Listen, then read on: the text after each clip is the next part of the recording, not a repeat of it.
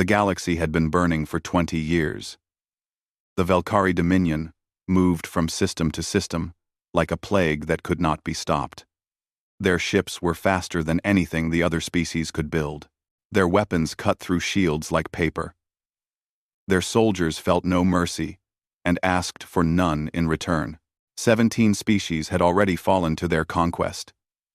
Great civilizations that had stood for thousands of years now existed only as slaves in Velkari mining colonies. The Galactic Coalition tried to fight back, but every battle ended the same way. Defeat, retreat, surrender. Earth watched from the sidelines. Humanity was still young in the galactic community. They had only discovered faster-than-light travel 100 years ago. Their fleet was small. Their technology was considered primitive by galactic standards. The Coalition begged them to join the war, but the United Earth Council refused every time. This was not their fight. The Velkari had no quarrel with humanity. Admiral Daniel Hayes disagreed with this decision. He had spent 40 years in the Earth Navy, and he understood something that the politicians did not. War always finds those who try to hide from it. The Velkari would come for Earth eventually. It was not a question of if, but when. He voiced his concerns at every council meeting. He showed them intelligence reports about Velkari expansion patterns. He warned them that neutrality would not save humanity. The council listened politely and then voted to maintain their position. Earth would not go to war. Then the Velkari attacked Kepler 7b. It was a small colony on the edge of human space. 12 million people lived there. Farmers mostly. Families who wanted a quiet life away from the crowded cities of Earth. They had no military value. They posed no threat to anyone. The Velkari destroyed them anyway. Their warships appeared without warning and opened fire on civilian centers. The colony had no defense fleet. They had no weapons capable of fighting back. They could only watch as plasma fire rained down from the sky. The attack lasted 6 hours. When it was over, there was nothing left. 12 million human beings reduced to ash and memory. The Velkari broadcast a message to Earth after the massacre. They said humanity had been supplying resources to coalition species. They said this was the punishment for such betrayal. They said more would follow if humanity did not submit. The United Earth Council held an emergency session that night. Admiral Hayes did not speak this time. He did not need to. The images from Kepler 7b spoke louder than any words he could offer. Burning cities, dead children, entire families erased from existence. The vote was unanimous. Earth would go to war. Admiral Hayes received his orders the following morning. He took a shuttle to the classified shipyards hidden beneath the surface of Titan. Very few people knew this facility existed. Even fewer knew what it contained. Commander Laura Mitchell met him at the landing bay. She was a tall woman, with sharp features and eyes that had seen too much. She had commanded this secret project for 15 years. Every day she had waited for the call that would finally come. "Admiral," she said with a salute, "I heard about Kepler 7b. I am sorry." Hayes nodded slowly. His nephew had lived on that colony. His nephew and his young wife and their 3 children. All gone now. "Take me to the ship," he said. They walked through endless corridors of gray metal and harsh lighting. Security checkpoints verified their identities at every turn. Finally, they reached the main hangar bay, and Hayes stopped breathing for a moment. The USS Blackstar sat before him like a sleeping predator. The ship was 3 kilometers long and painted in a black so deep it seemed to drink the light around it. Its hull was covered with weapon ports that promised destruction on a scale the galaxy had never witnessed. Hayes had approved the designs years ago, but seeing it in person was something else entirely. "She is beautiful," he whispered. Mitchell allowed herself a small smile. "She is ready, Admiral. We have been ready for 8 years. We just needed permission to fly." Hayes reached into his coat and pulled out an authorization chip. He handed it to Mitchell and watched her face change as she read the contents. This was no limited engagement. This was total war. The Blackstar was authorized to use any and all means necessary to destroy the Valkyrie threat. "Assemble your crew," Hayes said. "You leave within the hour." The Blackstar's bridge was a marvel of human engineering. Holographic displays showed tactical data in 3 dimensions. Neural interfaces allowed crew members to control ship systems with their thoughts. Every piece of technology represented decades of secret research and development. Chief Engineer Kevin Park ran final system checks from his station. He was a quiet man who preferred machines to people. He had designed most of the Blackstar's power systems himself. The ship's reactor combined antimatter containment with an experimental singularity core. Nothing else in the galaxy could generate this much energy.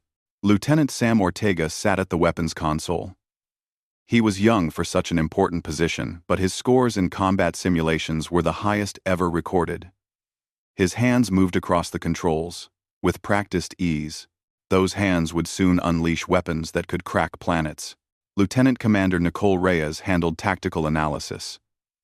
She had served with coalition forces before transferring to Earth's Navy. She knew Valkyrie tactics better than anyone on board. She also knew how badly outmatched the coalition had always been. Communications. Officer Ryan Torres monitored all channels for enemy transmissions. Navigation Officer Stephanie Grant plotted their course through hyperspace. Medical Officer Maria Vasquez prepared the sickbay for casualties that everyone hoped would never come. Commander Mitchell took her place in the captain's chair. She looked around at her crew and felt a strange mix of pride and sorrow.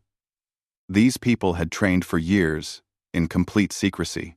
They had given up normal lives for this moment. Now they would give the Valkyrie something to fear. "All hands," she announced over the ship-wide channel. "This is Commander Mitchell. You all know what happened at Kepler 7b. You all know why we are here. The Valkyrie believe humanity is weak. They believe we will submit, like all the others. Today, we prove them wrong." She paused to let her words sink in. "Prepare for departure.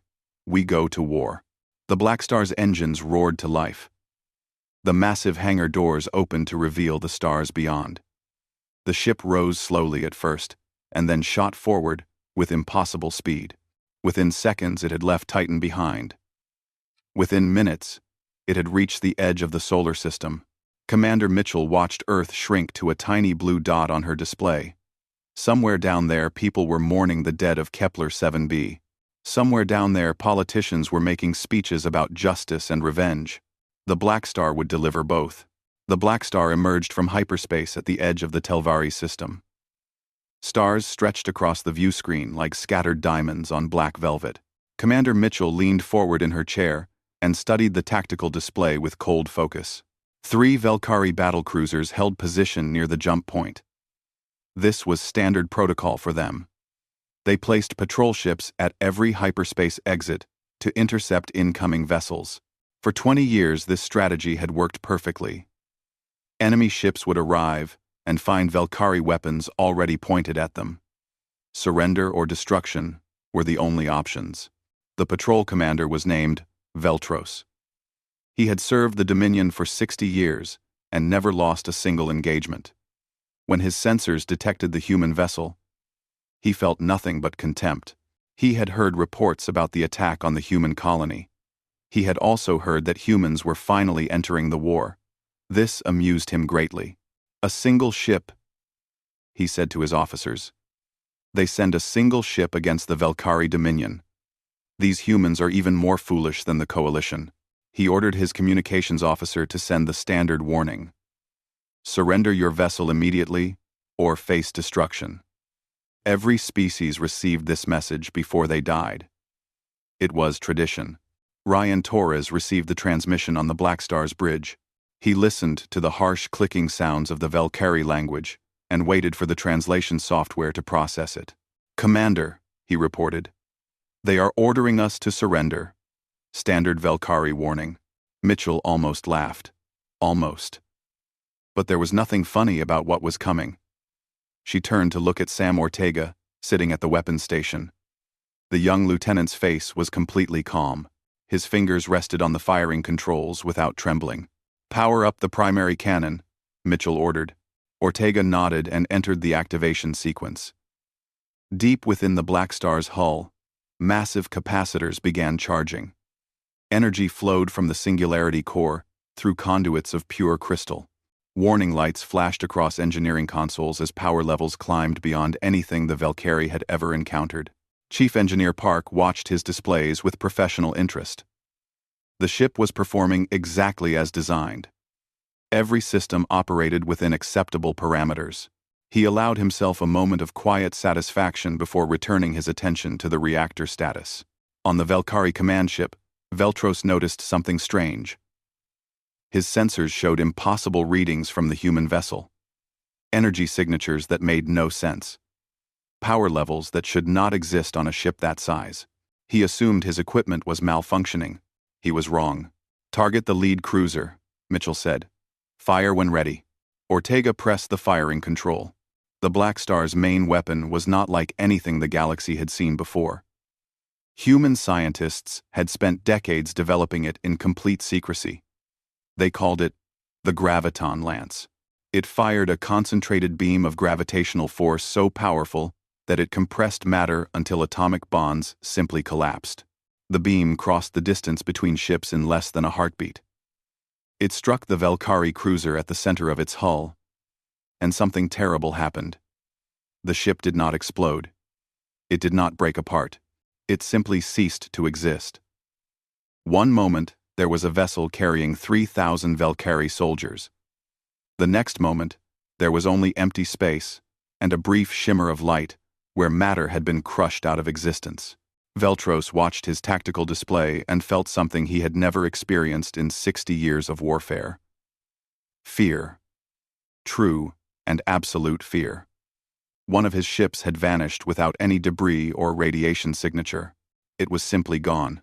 "All ships retreat," he screamed into his communicator. "Fall back to the defensive line. We must warn the homeworld." The two remaining cruisers turned and accelerated toward the inner system. Their engines burned at maximum power. They had to escape. They had to tell others what they had witnessed. They covered almost 10,000 kilometers before the Blackstar fired again. 2 more graviton beams lanced out across the void. 2 more Valkyrie cruisers disappeared from existence. The entire engagement lasted less than 30 seconds, from first contact to final kill. Silence filled the Blackstar's bridge. The crew stared at their displays in shock. They had trained for years with simulations, but nothing could prepare them for the reality of what they had just done. 9,000 Valkyrie soldiers killed in half a minute. 3 warships erased like they never existed. Nicole Reyes broke the silence first. Her voice was soft and uncertain. "No survivors," she reported. No distress signals transmitted. They never had time to warn anyone. Mitchell nodded slowly. This was exactly what they needed. The longer they could operate without the Valkyrie understanding what they faced, the more damage they could do. "Navigation," she said. "Plot a course deeper into enemy territory. Find me another target." Stephanie Grant's fingers moved across her console. She was 24 years old and brilliant at her job. Right now, her hands were shaking slightly, but her voice remained steady. "There is a supply depot in the next system, Commander. Long-range scans show minimal defenses. Cargo ships mostly with a few escort vessels. That will do. Take us in." The Blackstar jumped back into hyperspace. Behind them, the Telvari system remained silent. The patrol that had guarded it for decades was simply gone. No evidence remained of their fate. In the medical bay, Dr. Maria Vasquez treated a crewman who had burned his hand on a hot console. The injury was minor, but she welcomed the distraction. She had watched the battle on her display, and the ease of their victory disturbed her deeply. "Is it always going to be like this?" the crewman asked. He was young, barely 20.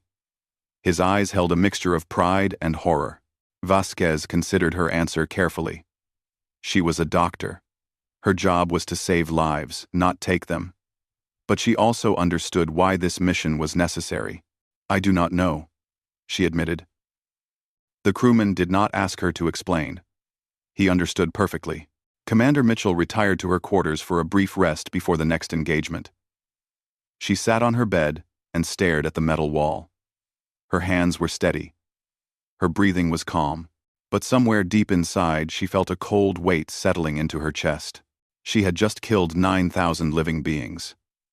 Valkyrie, yes. Enemies, certainly.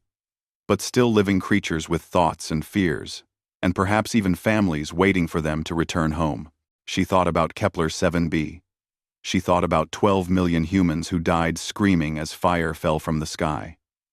She thought about children burned alive in their beds, and parents who could not save them. The cold weight in her chest hardened into something else. Something darker. The Valkyrie had shown humanity no mercy. They would receive none in return. Mitchell closed her eyes and allowed herself 2 hours of dreamless sleep. When she woke, the Blackstar had reached its next target. More Valkyrie ships waited to die. She walked to the bridge and took her seat without hesitation. "Status report," she ordered. "6 cargo vessels and 2 escort frigates, Commander. They have not detected us yet." Mitchell smiled. It was not a pleasant expression. "Open fire. Number, Part 3, The Burning Path." 3 weeks passed, and the Valkyrie Dominion began to panic. Ships were disappearing throughout their territory. Supply lines went silent, without explanation. Military outposts stopped responding to communications.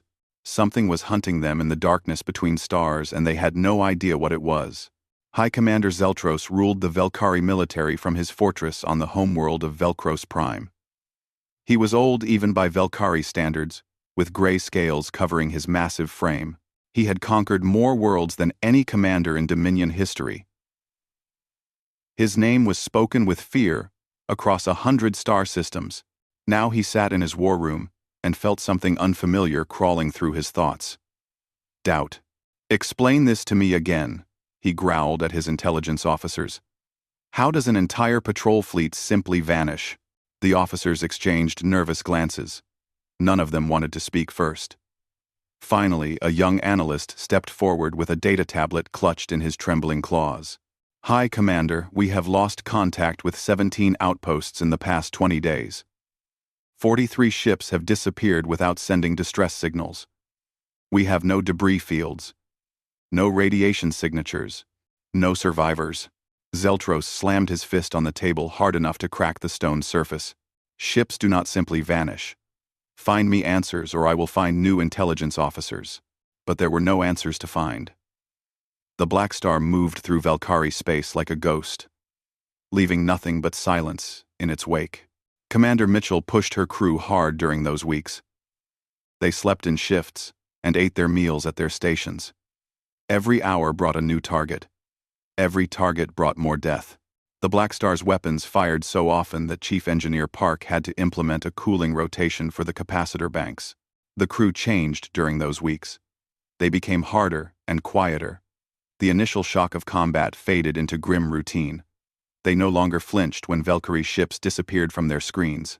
They no longer hesitated when Mitchell gave the order to fire. Sam Ortega worried Mitchell the most. The young weapons officer had thrown himself into his work with disturbing intensity. He volunteered for extra shifts. He ran combat drills during his rest periods. His eyes held a cold light that seemed to grow brighter with each kill. She called him to her ready room one evening after a particularly brutal engagement. They had destroyed a Valkyrie troop transport carrying 10,000 soldiers. It was their largest single kill so far. "Sit down, Lieutenant," she said. Ortega remained standing. His posture was rigid, and his jaw was tight. "I prefer to stand, Commander." Mitchell studied him for a long moment. She saw the tension in his shoulders and the darkness behind his eyes. "When did you last sleep, Sam?" "I am fine, Commander." "That was not my question." Ortega's mask slipped for just a second. Something raw and wounded showed through before he regained control. "My sister lived on Kepler 7b, he said quietly. Her husband and their 2 daughters. The youngest was 4 years old. She loved butterflies. She used to collect pictures of them and paste them on her walls. Mitchell said nothing. She waited. "The Valkyrie burned them alive, Commander." a 4-year-old girl who loved butterflies. They burned her alive because we sold medical supplies to coalition hospitals. His voice cracked on the last word. He took a deep breath and steadied himself. So no, Commander. I have not been sleeping much.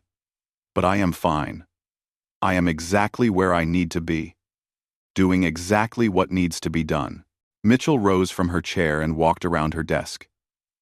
She placed a hand on Ortega's shoulder and felt him trembling beneath her touch.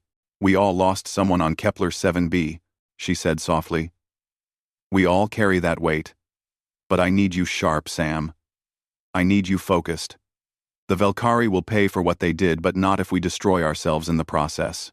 Ortega nodded slowly. Some of the tension left his body. Get some rest, Lieutenant. That is an order. He left her ready room and Mitchell sank back into her chair. She understood his pain better than he knew. Her own brother had worked as a teacher on Kepler 7b. His entire school had been incinerated in the first wave of attacks. 300 children and 20 staff members reduced to ash. She carried that weight every moment of every day. It fueled her.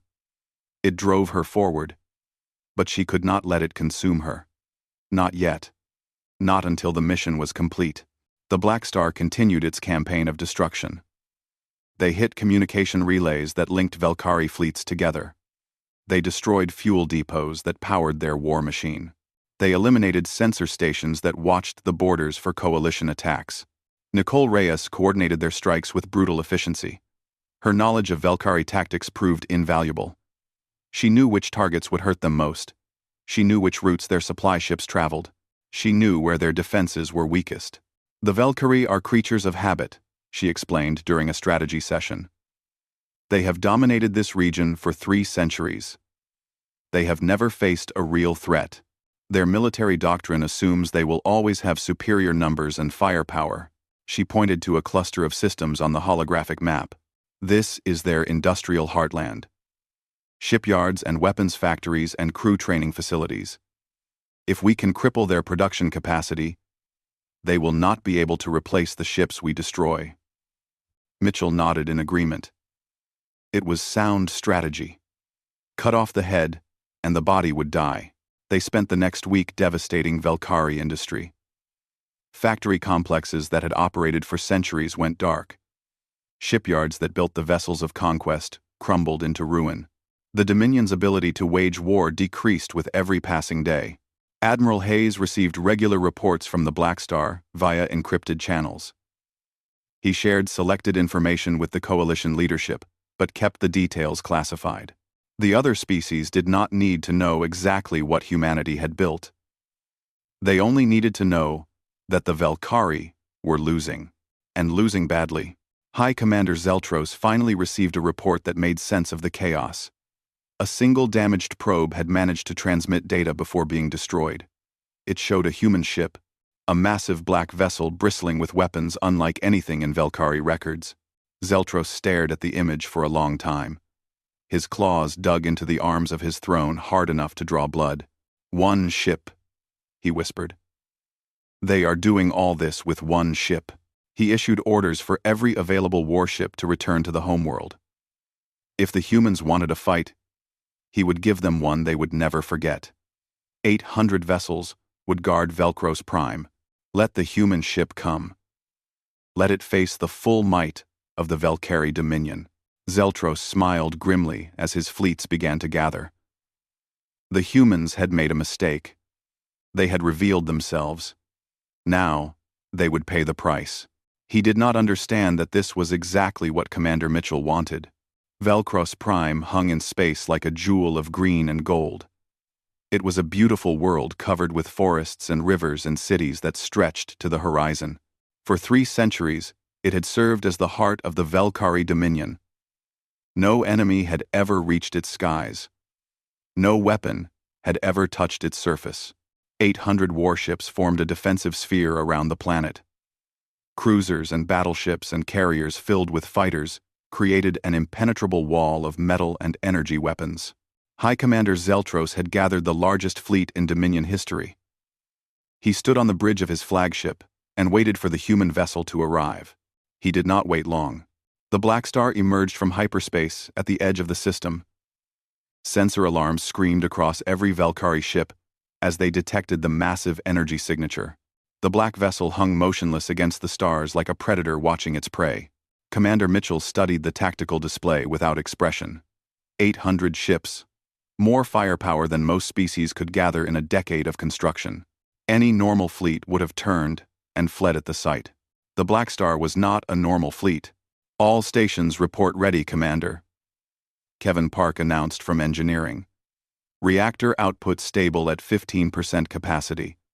We can sustain full combat operations for approximately 6 hours.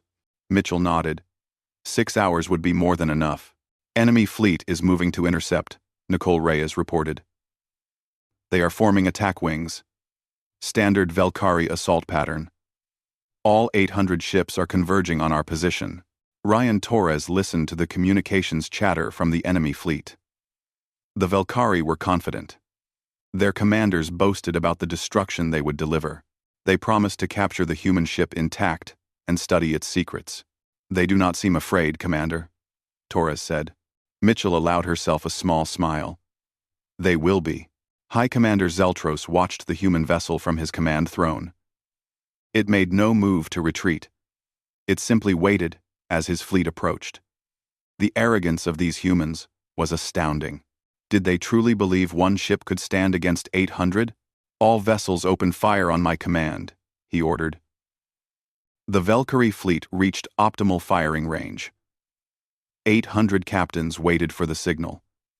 800 weapons officers prepared to unleash devastation. Fire, Zeltros commanded. The void between the fleets erupted with light. Plasma lances and energy torpedoes and kinetic rounds streaked toward the Blackstar in an endless torrent. The barrage was so intense that sensors could barely track individual projectiles. Enough firepower to crack a moon hurtled toward the lone human vessel. On the Blackstar's bridge, nobody panicked. They had trained for this moment. They had run simulations of exactly this scenario. Activate defensive grid, Mitchell ordered calmly. The Blackstar's shields engaged. But they were not shields in any conventional sense.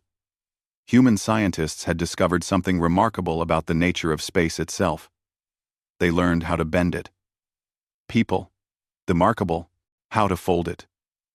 How to redirect energy and matter into pocket dimensions where they could harm nothing. The Valkyrie barrage struck the defensive grid and simply vanished. Weapons that could destroy cities disappeared into folds of twisted space. Not reflected. Not absorbed. Simply removed from existence.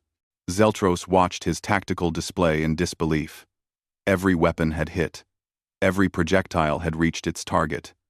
And the human ship was completely undamaged. Continue firing, he screamed. All weapons. Everything we have. His fleet obeyed. For 10 minutes, they poured every ounce of firepower they possessed at the Blackstar.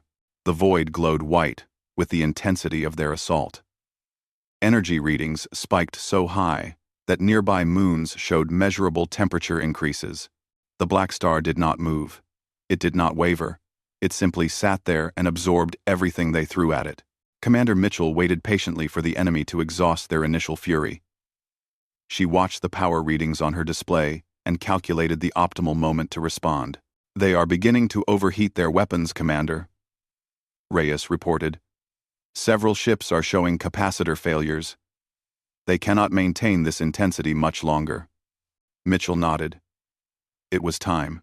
All batteries target the enemy formation. Fire at will. Sam Ortega had waited his entire life for this moment. His fingers moved across the weapons console with practiced precision. Every targeting system on the ship responded to his commands. Every weapon port opened simultaneously. The Blackstar unleashed its full arsenal. Graviton beams lanced out in dozens of directions at once. Each beam found a Valkyrie ship and compressed it out of existence. Antimatter missiles launched in waves and detonated with the fury of newborn stars. Electromagnetic pulses cascaded through enemy formations and shut down their systems. Valkyrie ships began to die by the dozens. then by the hundreds. The defensive sphere collapsed inward as vessels tried to escape the slaughter. But there was nowhere to run. The Blackstar's weapons had range and accuracy beyond anything they had ever faced. Zeltros watched his fleet being systematically annihilated. Ships that had served the Dominion for generations vanished in heartbeats. Commanders he had known for decades died without ever understanding what killed them.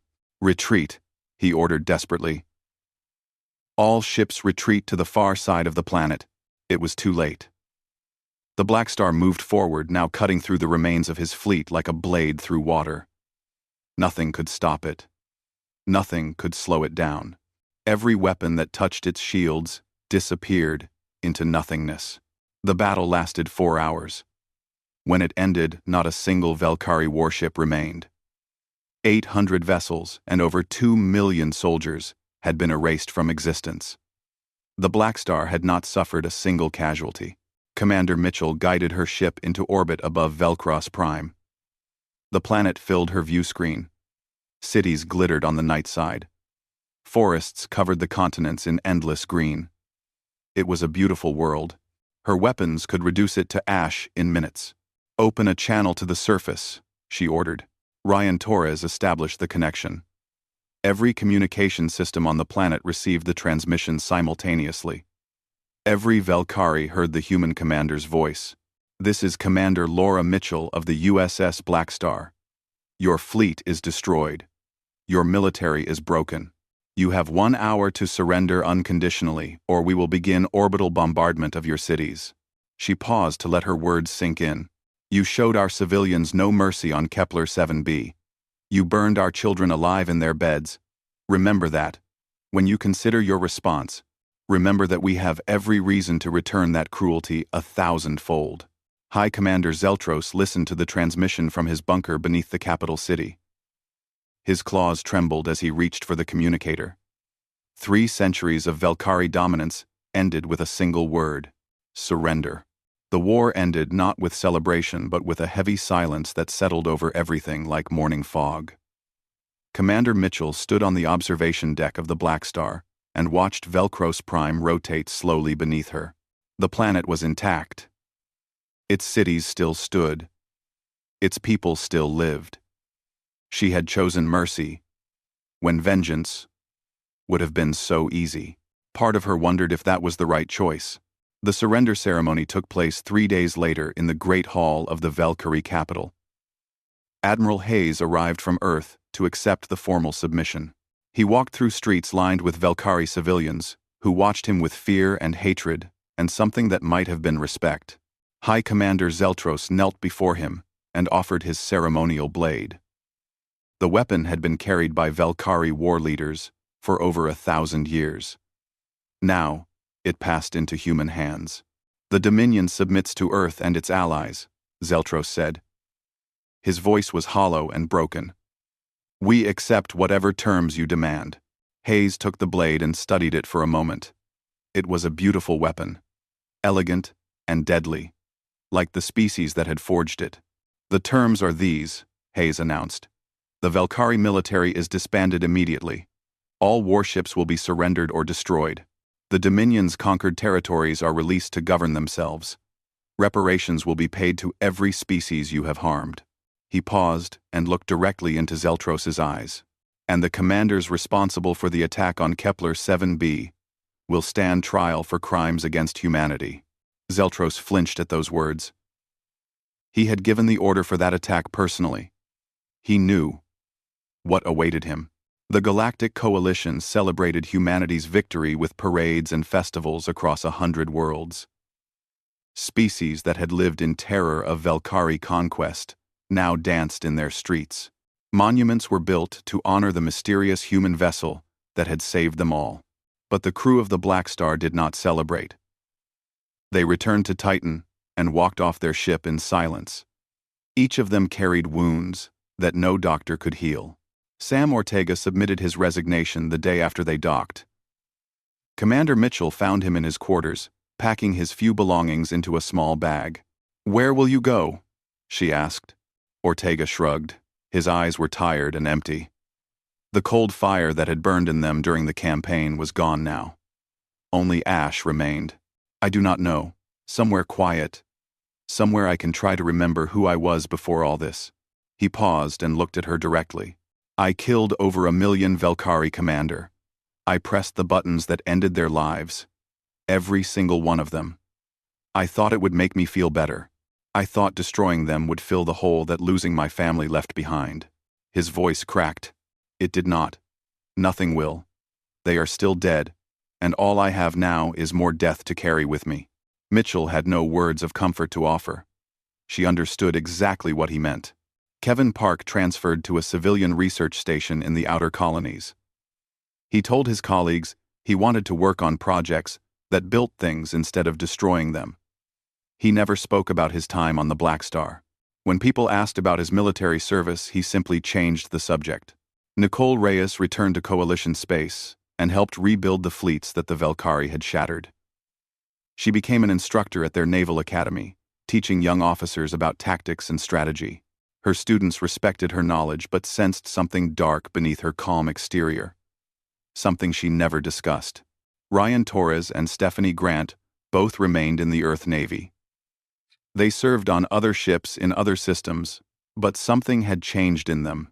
Their fellow officers noticed that they never laughed at jokes about the Velkhari. They never joined in when others celebrated the victory. They simply went about their duties with quiet professionalism and kept their thoughts to themselves. Dr. Maria Vasquez wrote a paper about the psychological effects of combat on ship crews. She used anonymous case studies from the Blackstar's mission. The paper was classified immediately and locked away where only a handful of people could ever read it. Commander Mitchell accepted a promotion to admiral. She moved to a comfortable office on Earth and spent her days reviewing reports and attending meetings. Sometimes she would pause in the middle of her work and stare out the window at nothing in particular. Her staff learned not to disturb her during these moments. She met with the families of Kepler 7b survivors whenever they requested it. She answered their questions as honestly as she could. Yes, the Velkhari had been punished. Yes, justice had been served. No, she could not bring their loved ones back. One elderly woman asked her if it had been worth it. All the killing, all the destruction, all the fire and death they had unleashed upon the galaxy. Mitchell thought about that question for a long time before answering. I do not know, she admitted. I hope so. I hope that what we did will prevent another Kepler 7b from ever happening. I hope that the memory of the Blackstar will make other species think twice before attacking humanity. She paused, and her voice grew softer. But I also know that we showed the galaxy something terrible about ourselves. We showed them that when pushed, we become something monstrous. We showed them that humanity can be as cruel and ruthless as any species that has ever existed. The elderly woman nodded slowly. She seemed to understand. Perhaps that is the point, she said quietly. Perhaps they need to know what we are capable of. Perhaps that knowledge will keep our grandchildren safe. Mitchell hoped she was right. The USS Blackstar sat in its hangar beneath the surface of Titan. Its weapons were powered down. Its crew quarters were empty. It waited in darkness and silence for a call that everyone prayed would never come. But the ship remained ready. Its reactors could be activated within hours. Its weapons could be armed within minutes. Humanity had built a monster to save itself, and now that monster slept lightly, waiting to be awakened. The Galactic Coalition welcomed Earth as a full member. Treaties were signed, and alliances were forged. Other species treated human diplomats with courtesy and respect. But behind the polite smiles there was always something else. A wariness. A caution. A memory of what one human ship had done to the mightiest military force in known space. Fear. Admiral Hayes understood this. He had gambled everything on a simple idea. The best way to prevent war was to make the cost of war unthinkable. The Blackstar had demonstrated that cost in terms the galaxy would never forget. He visited the ship one last time before returning to his regular duties. He walked through its empty corridors and remembered the faces of the crew who had served there. Good people who had done terrible things because terrible things needed to be done. He stopped at the bridge and sat in the commander's chair. Through the view screen, he could see only the metal walls of the hangar. But in his mind, he saw stars and planets and the burning wreckage of Valkyrie fleets. "Sleep well, old friend," he whispered to the ship. The lights dimmed as he walked away.